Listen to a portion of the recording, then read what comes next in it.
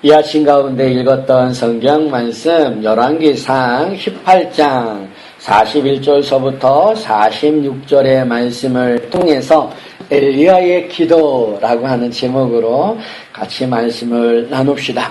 오늘 본문의 말씀은 엘리야라고 하는 선지자가 갈멜산 꼭대기에서 기도하는 모습을 우리에게 보여주고 있습니다. 엘리야가 기도하는 기도의 내용이 뭐냐? 오늘 본문을 읽어서 우리가 알 수 있는데 하나님 앞에 비를 달라고 기도하고 있다라는 거예요. 왜 비를 달라고 기도했을까? 성경 열왕기상 17장으로 한번 잠깐 보세요. 17장 1절에 보면은 그가 왜 비를 위해서 기도했는지 우리에게 보여주는데 열왕기상 17장 1절 길르앗에 우고하는 자 중에 디셉 사람 엘리야가 아합에게 말하되 내가 섬기는 이스라엘의 하나님 여호와께서 살아계심을 두고 맹세하노니 내 말이 없으면 수년 동안 비도 이슬도 있지 아니하니라 라는 말씀이 있습니다. 엘리야라고 하는 그 선지자가 활동했던 시대가 있는데 그 시대는 어디냐면은 이스라엘이 남과 북으로 나누어진 이후에 북쪽을 북이스라엘이라고 부르고요. 남쪽을 유다라고 부릅니다. 그런데 그 북이스라엘에 7번째 왕이 있는데 그 왕 이름이 뭐냐면 아합이라고 하는 왕입니다. 그런데 이 아합이라고 하는 왕은 남쪽과 북쪽 모든 왕을 다 합쳐서 가장 악한 왕으로 우리에게 알려져 있다라고 하는 거죠. 그때 활동했던 선지자가 바로 엘리야 선지자입니다. 어느 정도로 그 시대의 모습이 악하였는지 성경은 이렇게 기록해요. 유다의 아사왕 제38년에 오므리의 아들 아합이 이스라엘의 왕이 되니라. 오므리의 아들 아합이 사마리아에서 22년 동안 이스라엘을 다스리니라.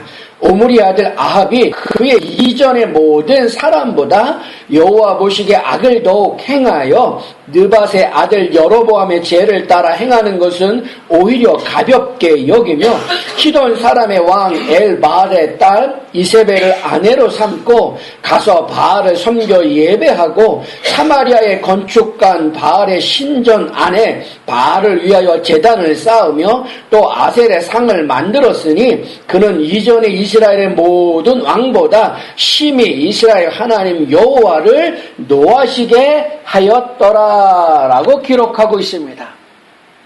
아합이 얼마나 악했냐면은 성경에 느밧의 아들 여로보암의 죄를 따라 행하는 것은 오히려 가볍다라고 얘기합니다.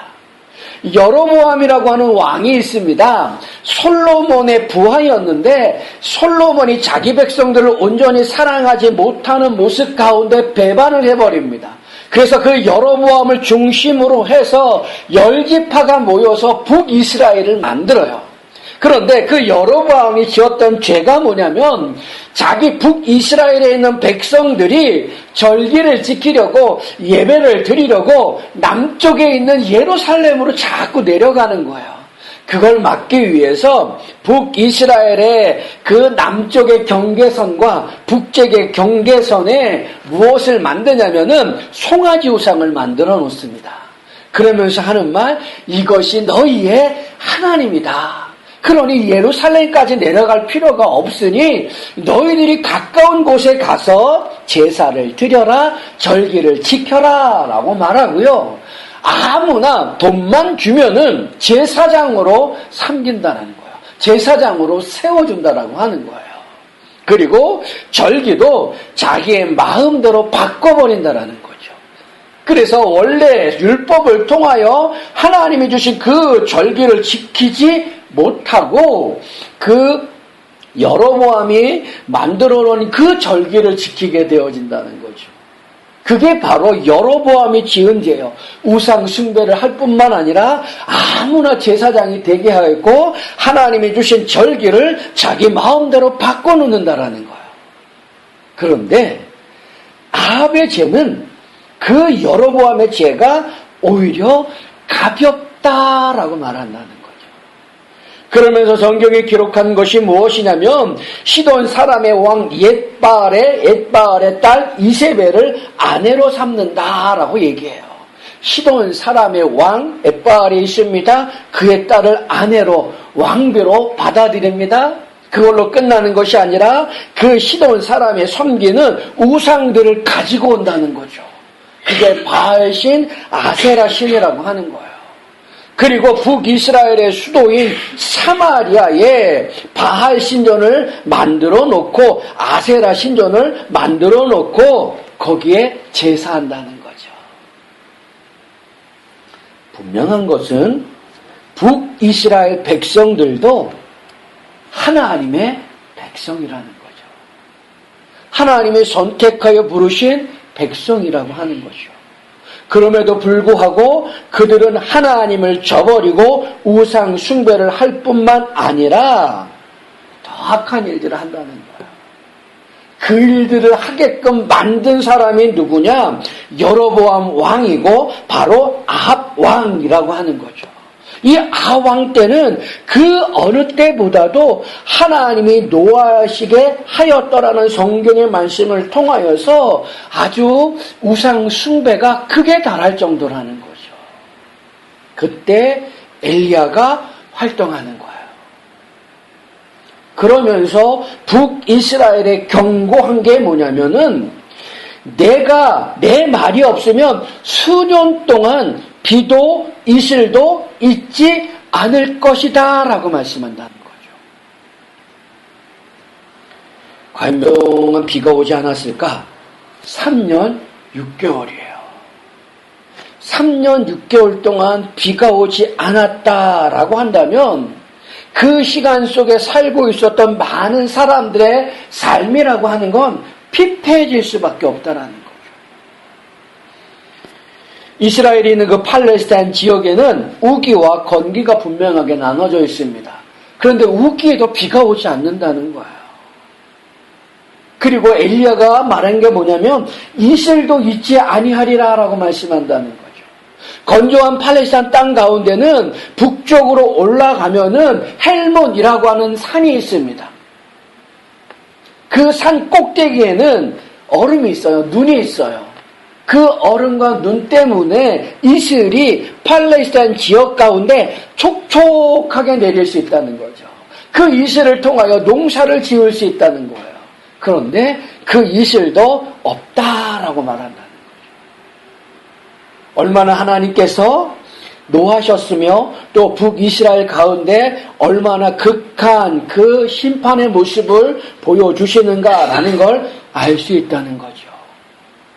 그런 3년 6개월 동안 비가 오지 않는 그 모습의 삶을 보여주는 것이 있는데 그게 뭐냐? 열왕기상 17장에 가면은 사보랏 과부의 이야기가 나옵니다.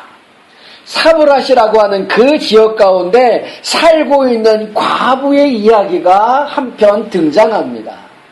근데 그 과부의 이야기를 가만히 보면 어떤 모습이 있냐면 나뭇가지 2개를 주워요.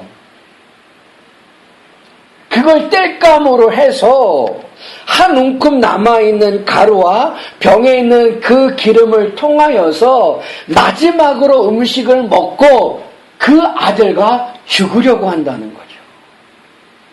그게 그 당시에 많은 사람들의 피폐한 삶의 모습을 보여주는 거예요. 그랬던 사르밧 과부가 엘리야 선지자를 만나고 마지막 먹고 죽으려고 했던 그것을 가지고 떡을 만들어서 자기와 자기 아들이 먹지 않고 엘리야 선지자에게 대접합니다.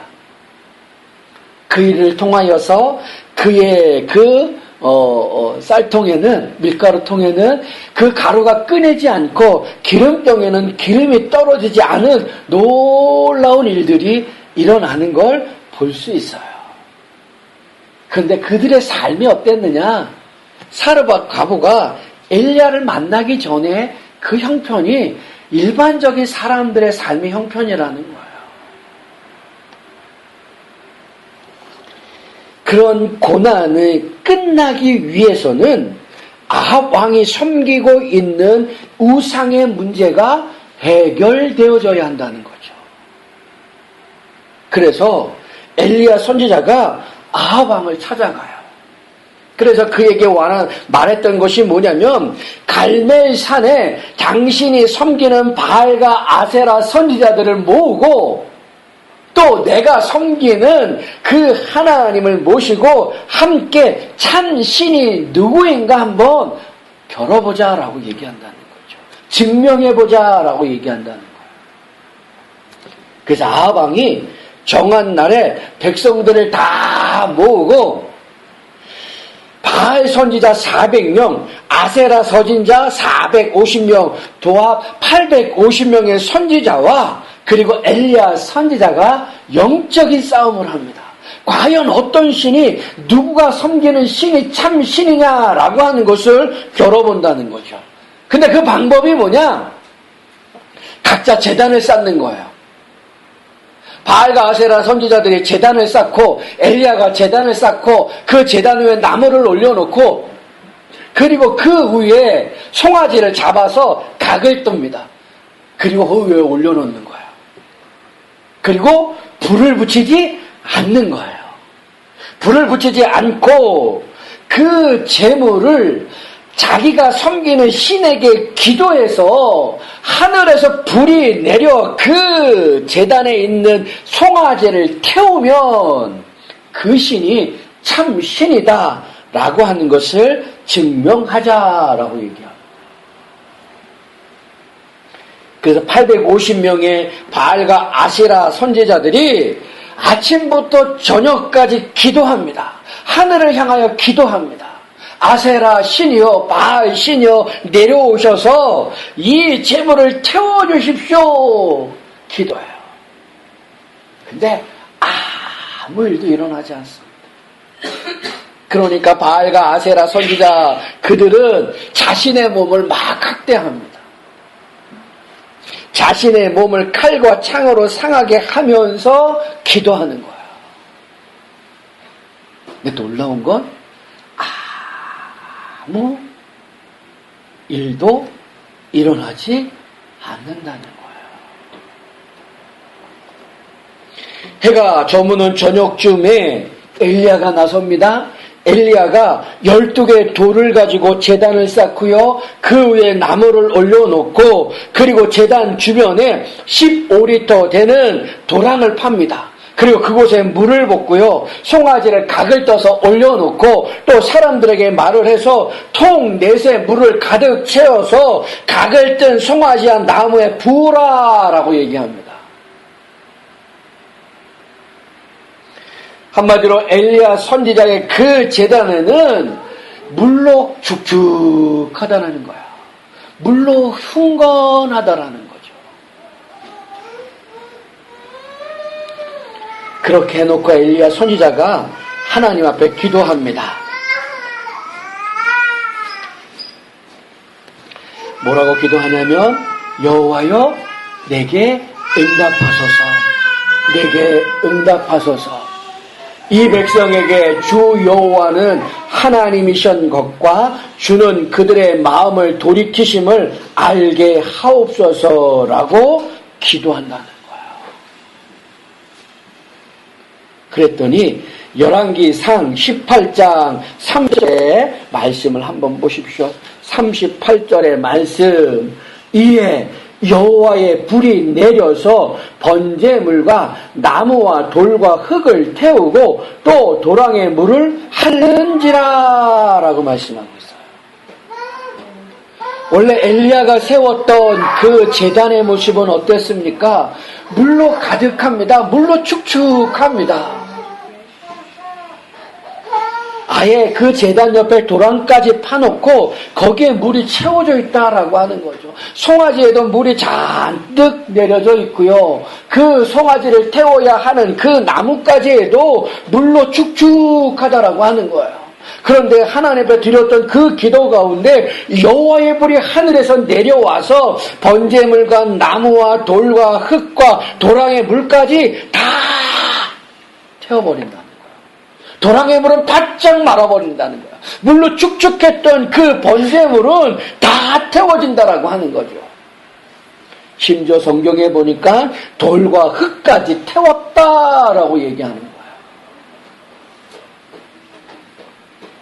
그 모습을 누가 봤을까요? 사람들이.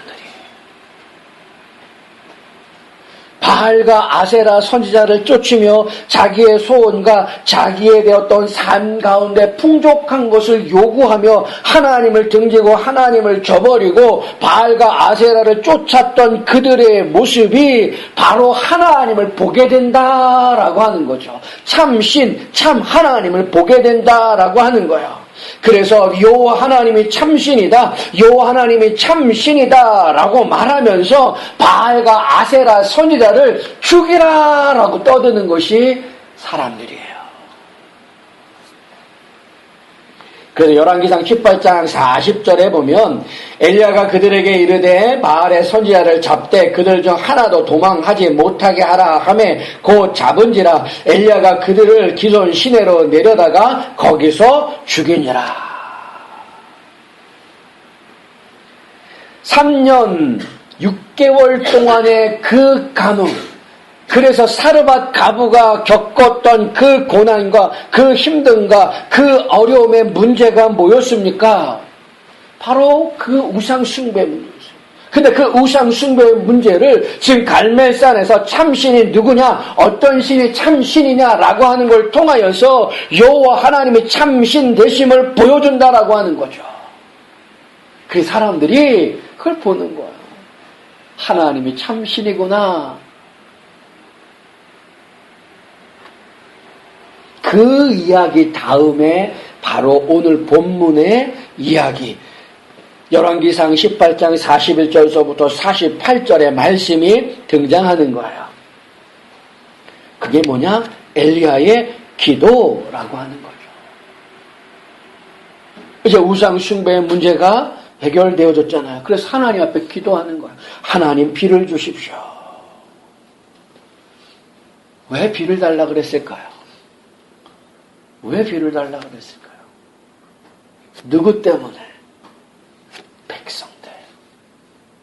비록 그들의 모습은 우상 숭배하고 하나님을 등지고 하나님을 저버렸던 사람들이지만 그들을 긍휼히 여기고 그들을 불쌍히 여기면서 그 우상 숭배의 문제가 되었던 선지자들, 그래서 참심이 누구냐, 참 하나님이 어떤 분이냐라고 하는 걸 보이게 하고 그 우상 숭배의 문제를 해결한다는 거죠. 참신이 하나님 되심을 보여준다라고 하는 거죠. 그리고 하나님 앞에 기도하는 거예요. 비록 어리석은 가운데 우상 숭배하며 자신들의 삶 가운데 소원을 성취하는 것에 우상 숭배했던 그들을 위하여 하나님 앞에 기도하는 거죠. 왜? 비를 달라고.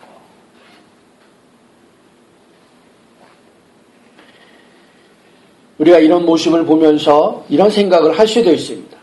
우리가 만약에 엘리야의 입장이라고 한다면 그렇게 참 하나님의 모습을 증명한 이후에 이렇게 말할 수도 있죠. 어떠냐 이놈들아, 너희가 버린 하나님, 너희가 등진 하나님이 참 하나님이심을 이제 보았느냐? 너희가 따랐던 바알과 아세라를 모습을 보아라. 이 꼴 좋다. 너희들이 하나님을 버리고 우상 숭배했으니 얼마나 너희 죄가 크냐? 너희는 더 큰 고통을 받아야 돼.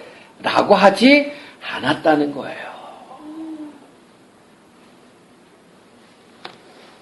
그들을 불쌍히 여기고 그들을 긍휼히 여기면서 그들을 위하여 기도했다는 거죠. 여기에서 우리가 해야 할 기도의 제목들을 찾아낼 수 있다는 거죠. 그게 뭐예요? 우리가 기도할 때에 그 기도의 제목 가운데는 내 교회, 내 가족, 내 문제, 내 자녀, 내 앞날, 내 사업, 내 직장, 이것만 아니라는 거예요. 나 중심적인 기도의 제목이 아니라 다른 사람들을 위한 기도의 모습을 가질 수 있어야 한다는 거죠. 엘리야는 우상 숭배하며 하나님을 떠났던 그 백성들을 바라보며 참된 하나님의 모습을 보인 이후에 너희가 보았느냐? 하나님이 참신이다. 너희는 그 하나님을 버렸으니 너희는 더 큰 고통을 받아야 돼 라고 하지 않았다는 거예요. 그들을 위해서 비를 달라고 하나님 앞에 기도했다라는 거죠. 마찬가지입니다. 우리가 이 땅을 살아가면서 우리 주변에 우리를 서운하게 하고 나를 아프게 하고 나를 고난 가운데 빠뜨리게 하였던 많은 사람들의 모습, 그들이 힘들고 어려움 속에 있기를 원하는 마음이 있을런지 모르지만 우리가 해야 될 기도의 제목은 그런 자들을 위해서 기도해야 한다는 거죠. 너는 하나님을 모르니까, 너는 예수 그리스도를 모르니까, 너는 교회를 모르니까 너희가 당하는 그 고통보다 더 큰 고통을 당해야 돼 라고 하지 않아야 한다는 거예요. 오히려 우리를 아프게 하고 힘들게 하고 어렵게 한 그분들을 위하여, 그 사람들을 위하여, 하나님을 알지 못하는 그들을 위하여 기도해야 한다는 거죠. 엘리야가 보여준 기도의 모습 가운데 하나가 바로 그런 거예요. 기도의 제목이 내 것, 우리 것에서 다른 사람들을 품을 수 있는 모습까지 나아가야 한다는 거죠. 물론 필요합니다. 내 교회, 내 가족, 내 자녀, 내 사업, 내 직장, 내 문제를 놓고 기도하는 거 당연히 해야 하죠. 그러나 좀 더 넓게 할 수 있는 모습이 우리에게 필요한 거예요. 가만히 생각을 해보십시오. 우리가 인터넷을 통하여서나 또 주변의 사람들을 통하여서 듣고 있는 교회의 모습이 뭐냐, 기독교의 모습이 뭐냐라고 하는 거예요. 교회를 칭찬하고 기독교를 칭찬하는 분들도 있지만은 많은 사람이 교회를 비판합니다. 기독교를 지탄합니다. 왜요? 교회가 기독교라고 하는 그 모습이 너무 자기 것만을 한다는 거죠. 내 것만을 생각한다라는 거예요. 자기 교회만 생각한다는 거예요. 물론 많은 교회들이, 모든 교회들이 힘들고 어려운 이웃들을 돌봅니다. 그것까지 보지 못하는 세상의 사람들이기 때문에 교회를 지탄하고 기독교를 지탄하는 모습이 있지만, 우리가 우리의 모습을 가만히 보면 너무나 내 것만을 생각하는 모습이 있지 않느냐라고 하는 거죠. 그래서 좀 더 넓게 기도해야 할 모습이 우리에게 필요하다는 거죠. 더불어 이 엘리야의 모습을 통하여서 우리가 어떻게 기도해야 하느냐, 세 가지 모습을 한번 살펴볼 수 있습니다. 첫 번째 모습은 뭐냐면, 엘리야는 기도할 때요, 그냥 즉흥적으로 생각나는 대로 기도한 것이 아니라고 하는 거죠. 엘리야는요, 하나님의 약속을 믿고 기도했다는 거예요. 열왕기상 18장 1절 한번 보십시오. 18장 1절 말씀.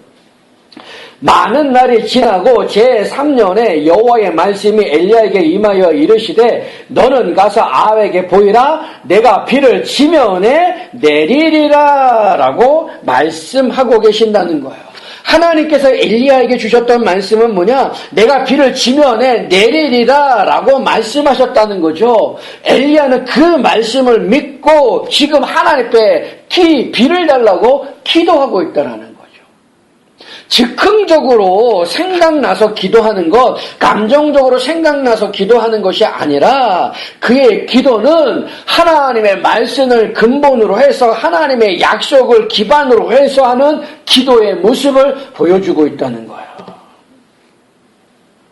성경에서 보여주는 기도의 응답의 모습을 보면 하나님의 약속을 근거로 삼아 기도하는 걸 볼 수 있다는 거예요. 오순절 마가의 다락방에서 기도하는 그들에게 성령이 임하신 이유가 뭐겠습니까? 사도행전 1장 4절과 5절에 보면은 예루살렘을 떠나지 말고 아버지의 약속을 기다리라, 몇 날이 못되어 성령으로 세례를 받으리라 라고 약속해 주셨어요. 그 약속을 붙들고 마가의 다락방에 모여서 하나님 앞에 기도할 때에 놀라운 성령의 역사가 일어난 거라는 거죠. 또 창세기에 등장하는 요셉의 모습을 가만히 보십시오.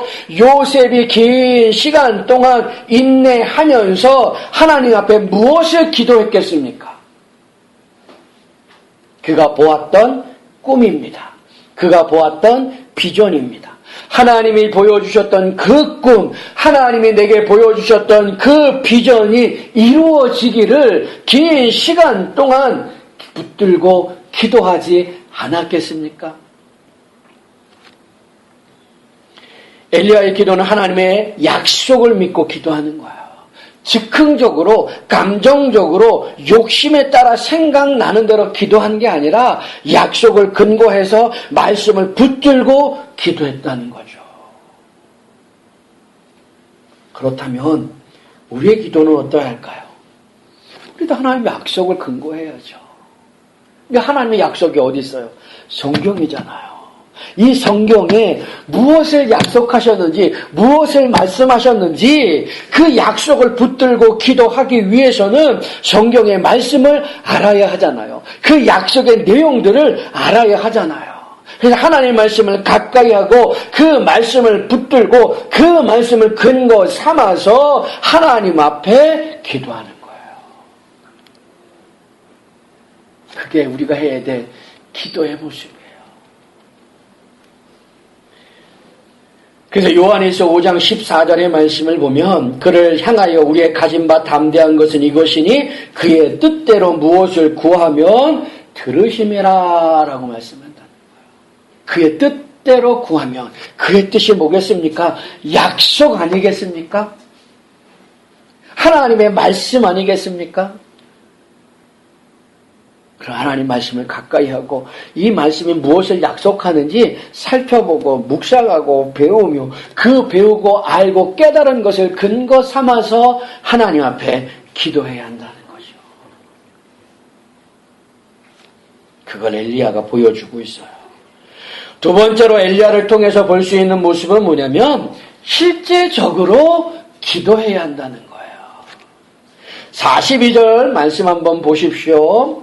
42절 아합이 먹고 마시러 올라가니라 엘리야가 갈멜산 꼭대기에 올라가서 땅에 꿇어 엎드려 그의 얼굴을 무릎 사이에 넣고라고 합니다. 그의 기도의 자세를 보여줍니다. 엘리야는 하나님의 약속을 믿고 그 약속을 그냥 기다리고만 있지 않았다는 거죠. 하나님이 약속하셨습니다. 그 약속을 붙들고 간절하게 하나님 앞에 기도했습니다. 어떻게 해요? 땅에 무릎을 꿇었어요. 그리고 머리를 어디다 넣었대요? 무릎 사이에 넣었대요. 이건 간절한 기도의 자세라는 거죠. 결코 편안한 기도의 자세는 아닙니다. 이렇게 기도하려고, 이 자세로 기도하려고 하면 오래 못해요. 그런데 오늘 성경의 말씀을 보니까 엘리야는 땅에 꿇어 엎드려 그의 얼굴을 무릎 사이에 넣고 계속 기도하는 모습을 보여줍니다. 다른 말로 얘기한다면 실제적인 기도의 모습이 필요하다라는 거예요. 우리는 하나님의 약속을 믿습니다. 하나님을 믿습니다. 그 약속을 믿고 약속을 알고 있다라고 해서 자동적으로 그 약속들이 이루어지는 것은 아니라는 거죠. 그래, 성경에 뭐라고 말씀했는지 나는 알아. 나는 하나님을 믿어. 그렇다고 모든 것들이 자동적으로 다 이루어지느냐? 아니에요. 성경은 우리에게 요구하는 것이 무엇이냐면 그 약속을 붙들고 기도하라라고 얘기한다는 거죠. 그래서 에스겔 선지자가 이렇게 얘기합니다. 주 여호와께서 이같이 말씀하셨느니라. 그래도 이스라엘 족속이 이같이 자기들에게 이루어 주기를 내게 구하여야 할지라. 이렇게 이루어 주십시오라고 내게 구하여야 한다라고 에스겔 선지자가 말씀한다는 거죠. 하나님이 약속해 주셨습니다. 그 약속을 이루어 달라고 기도해야 함을 말씀합니다. 우리는 신앙생활 하면서 머릿속으로 신앙생활하는 경우가 많다는 거죠. 그래, 이렇게 해야지, 이렇게 해야지. 그 중에 하나가 뭐냐면 기도한다는 거야. 신앙생활 하면서 기도 안 해본 사람은 없을 겁니다. 그런데 기도를 잘 안 해요. 기도를 안 해본 사람은 없겠지만 기도를 잘 안 해요. 왜요? 귀찮아요. 기도하려고 하면 필요한 게 뭐냐면 내 시간을 내놓아야 하는 거예요. 기도하려고 한다면 의도적으로 기도할 수 있는 자리를 찾아야 하기 때문이라는 거죠. 에이, 목사님, 무시로 기도하면 되잖아요. 나는 언제나 어디서나 장소에 구애낌 없이 기도합니다. 무시로 기도합니다. 장사하면서도 기도하고요. 운전하면서도 기도하고요. 걸어가면서도 기도하고요. 나는 어느 때나 기도합니다. 물론 그런 기도도 필요합니다. 그러나 기도의 모범을 보여주신 예수님의 모습을 보면 분명한 건 무엇이냐면 예수님은 시간과 장소를 따로 떼어놓았다라고 하는 거죠. 구별해 놓으셨다라고 하는 거예요. 그리고 규칙적으로 기도하셨다라고 하는 거죠. 누가복음 22장 39절부터 41절의 말씀, 예수께서 나가사 습관을 따라 감람산에 가심에 제자들도 따라갔더라. 그곳에 이르러 그들에게 이르시되 유혹에 빠지지 않게 기도하라 하시고 그들을 떠나 돌 던질 만큼 가서 무릎을 꿇고 기도하여 라는 말씀이 나옵니다. 습관을 따라 기도하셨대요. 그게 뭐예요? 규칙적이라는 거죠. 그리고 예수님이 기도하시는 모습을 보면 꼭 가시는 곳이 있어요. 어디요? 감람산에 가요. 어느 때요? 저녁에. 나는 언제나 기도합니다. 수시로 기도합니다. 물론 좋은 모습이에요. 그러나 우리가 하나님 앞에 기도하는 실제적인 것이 필요한데 그게 뭐냐? 시간과 장소를 떼어 놓아야 한다라는 거죠.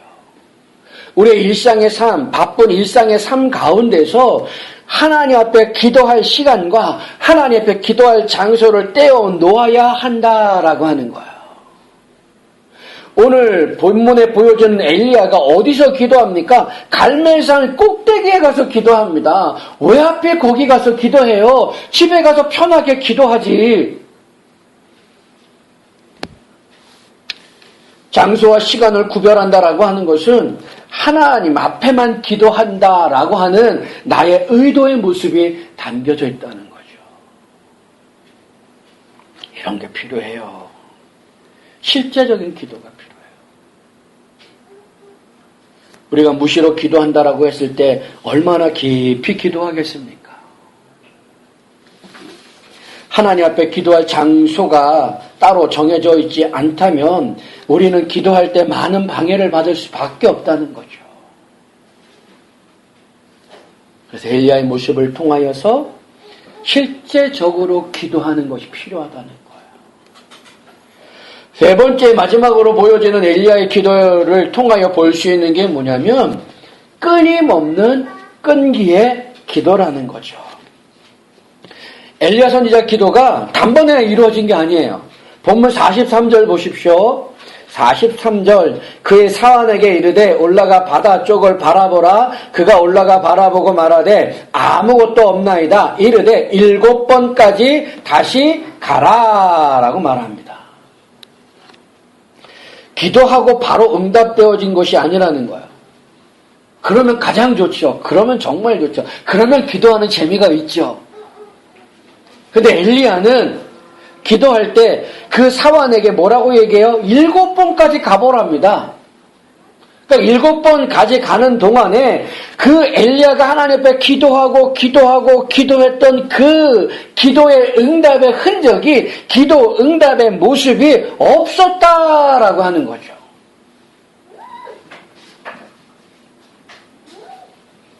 이것 번까지 가라라고 하는 그 엘리야의 그 말은 뭡니까? 응답될 때까지 기도하라는 거예요. 응답될 때까지 기도하라라고 해서 우리가 우리의 욕심을 관찰하기 위해서 응답될 때까지 기도한다는 것은 아니라는 거죠. 아무거나 붙들고 응답될 때까지 기도하는 건 아니에요. 욕심에 의한 기도는 응답되지 않는다는 거죠. 그래서 야고보서 4장 3절 말씀 보니까 구하여도 받지 못하면 정욕으로 쓰려고 잘못 구하기 때문이다 라고 말씀합니다. 엘리야가 7번까지 기도 응답을 찾으라고 하는 것은 하나님께서 약속하신 그 응답, 약속하신 것을 응답하실 때까지 기도한다는 거예요.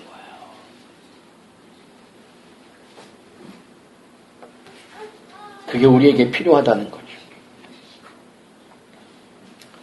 엘리야 선지자도 7번씩 기도하며 하나님의 응답을 기다렸다면, 평범한 우리라고 한다면 얼마나 더 많은 시간을 내놓고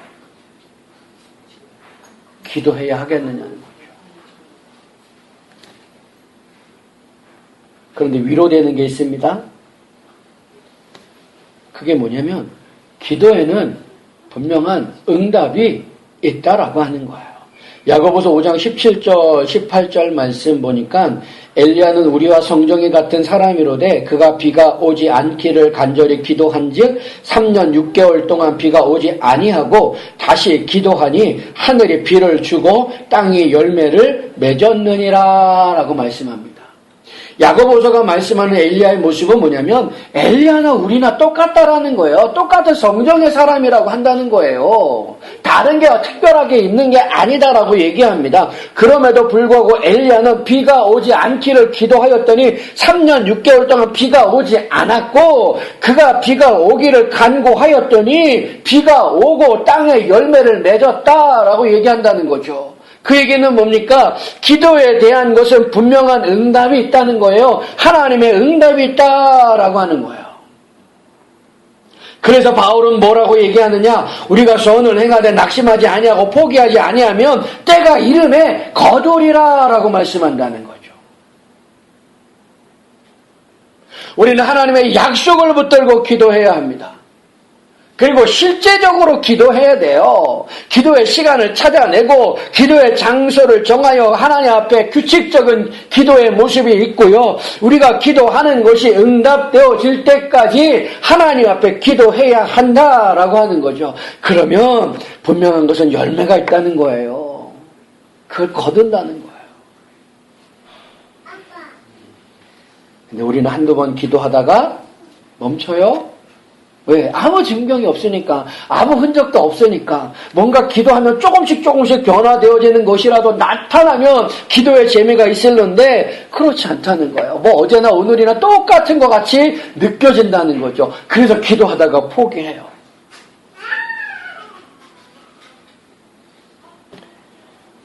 그러나 엘리야는 하나님의 응답하실 때까지 기도하는 모습을 우리에게 보여준다는 거죠. 그 응답의 내용이 44절서부터 46절에 보여집니다. 7번째 이르러서는 그가 말하되 바다에서 사람의 손만한 작은 구름이 일어나나이다. 이르되 올라가 아합에게 이르기를 비에 막히지 아니하도록 마차를 갖추고 내려가소서 하라 하니라. 조금 후에 구름과 바람이 일어나서 하늘이 캄캄하여지며 큰 비가 내리는지라. 아합이 마차를 타고 이스라엘로 가니 여호와의 능력이 엘리야에게 임함에 그가 허리를 동이고 이스라엘로 들어가는 곳까지 아합 앞에서 달려가니라. 기도한 대로 비가 온 거예요. 말씀을 정리해 봅시다. 오늘 엘리야의 기도의 모습을 보았습니다. 엘리야를 통해서 볼 수 있는 기도의 모습은 뭐예요? 좀 더 넓게 기도하자는 거죠. 내 것만, 나의 것만, 우리의 것만 기도하는 게 아니라 좀 더 넓게.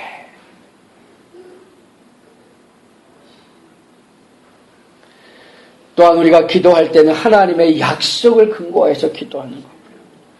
무엇보다 실제로 기도하는 게 있어야 한다는 거죠. 하나님 앞에 기도할 시간과 하나님 앞에 기도할 장소가 내게 있어야 한다라고 하는 것이고요. 약속의 응답이 이루어질 때까지 기도하는 거죠. 이게 엘리야가 우리에게 보여주는 기도의 모습입니다. 귀한 우리 성도들이 이런 엘리야의 기도를 기억하시면서 날마다 하나님 앞에 기도하시고 또 놀라운 그 하나님의 기도의 응답을 맛보시면서 살아갈 수 있는 우리 모든 성도들이 다 되실 수 있기를 주님의 이름으로 축원합니다. 아멘. 기도하겠습니다.